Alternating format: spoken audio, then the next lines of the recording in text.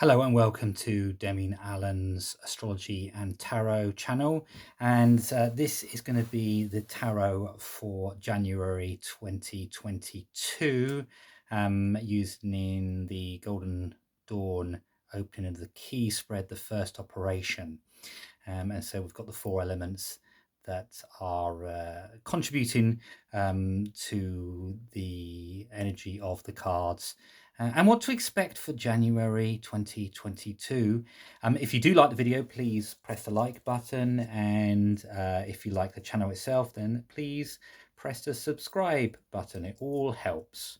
Right, okay, let's go straight to it. So we're going to look at the first element, which is Earth, that we see here. And this reflects where we've sort of come from collectively.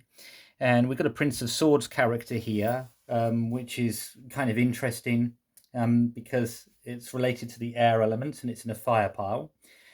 Now, when we're dealing with a court card, a time period is usually indicated. But also what we can study is the symbolism of the card here, which is overstretched and quite a heavyweight card that mentally is overstretched. And this is the energy when we're dealing with an element, the fire pile, with an air card. Yes, there's elemental dignities, those two get along, but fundamentally, sometimes we can be overwhelmed mentally. We can feel a certain amount of anxiety collectively that causes us to analyze too much, to reflect on oneself too much. It's kind of like navel gazing, and we have to be careful of that. And particularly in the Northern Hemisphere, during these winter months, when collectively and on an individual basis, we tend to go within oneself, retreat from the world. And actually, I think it's important to remember this is January is the month of survival. It's surviving the cold, it's paying the bills, it's working hard, it's making sure the fire is roaring, symbolically speaking. So it's a really kind of important time. And sometimes we need to be action orientated and less on the cerebral, less in the mental realm. And the Prince of Swords certainly reflects that from a collective point of view and where we've kind of come from. Okay, let's go into the next set of cards now. This is really interesting because now we've got the energy of the element of water, and water is very reflective of how emotionally, from a collective point of view, we feel as we enter into January. And this is the card, the Eight of Swords. So again, more swords here, more air energy that's coming through. Swords can be obstacles that we have to overcome and problems that we have to figure out. And the word that's associated in the Thoth Tarot is with the Eight of Swords is interference.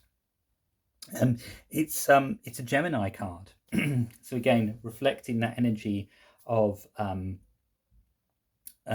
like too much going on, too much mental energy. Again, there's a symbolic aspect here. This is Jupiter in Gemini. We're going in too many different directions. We emotionally feel this way, that way. We're intellectualizing our emotions. Everyone's kind of thinking what's going to happen over 2022. How do we conquer some of the obstacles that we've had from 2021? Is it going to repeat of the year that we've just come out of? These are some of the questions that are going to come up in the collective. And indeed, the problem with the Eight of Swords is that we can get kind of lost. There's a lack of clarity. There's a lack of judgment in how to respond, how to react, because from an intellectual point of view, we're going in too many different directions. And this could be actually, politicians, government, institutions, really not listening perhaps to the intuitive collective, but more the intellectual, and keeping options open, keeping way too many options open.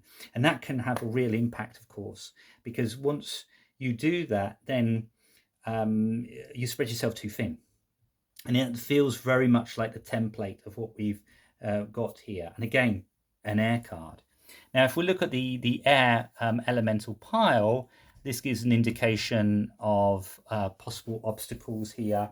This card, the Four of Wands is Venus and Aries card, so it relates to the 1st of April to the 10th, and it's called completion. But this is an interesting card because what it symbolizes is energy that has manifested as an end of a chapter and the beginning of a new one. So we're kind of in between the two stages here. Now, when it's in an air pile, it usually signifies that we feel collectively that we have come to the end of a cycle, but that might not be the case. It might be the case that we are being really optimistic, and sometimes that's a really good place to be. But perhaps we're still in this kind of timeline of, looking at this and going, well, we have come out of all this, but we may not have done that. However, more importantly, I would say that the cycle that we're all currently in will feel like it's come to an end in between the 1st and the 10th of April.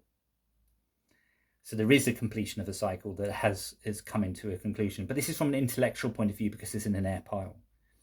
So I think that's going to be really kind of important in relation to how we feel. And this will come in slightly in the sort of more predictive element here. This is a fire card in an air pile. So these two, again, elemental dignities together work really, really well. So maybe what the governments are saying and what people in power are saying is, don't worry, this is going to be absolutely fine. We're coming out of this. But it won't feel like that until we get into April, till we get into that early part of spring. And then we have the Earth pile, which is the more predictive, what we can expect. Well, here we go, the Priestess card. So it's our first major arcana card that we've got here. Very intuitive card, can be a bit deceptive, and it's traditionally it's a water element, the Priestess, the High Priestess, and it's in an Earth elemental pile, so those two get along. But the Priestess is stay with your vision.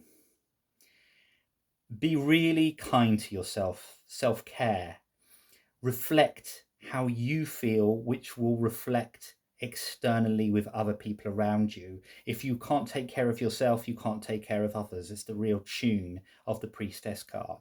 It's important to be much more, not navel gazing as in the Prince of Swords, but more about the intuitive energy, to be wise.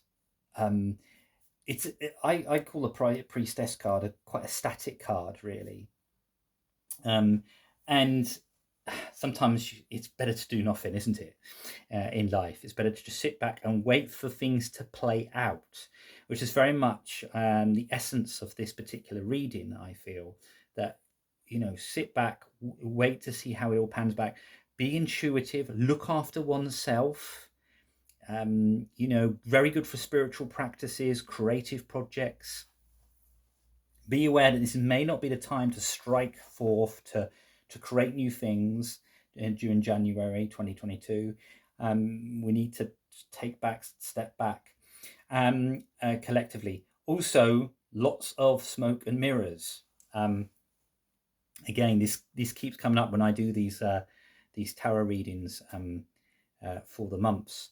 The last 6 months, a lot has come about smoke and mirrors. It's the Hangman, and we've got the Priestess. So it's very clear that not all is being revealed at the moment. Not all is out there. There's stuff to come up to the surface. And so when you do not know the full story, it's sometimes not worth reacting. It's not worth looking into that or trying to battle through that.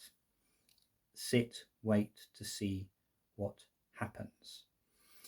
And let's look at the elements very quickly. We've got 2 air, we've got 1 fire, we've got 1 water. So we lack earth. We lack the concrete form, the tangible form in January. So it's not, January's not going to give us clear answers about 2022.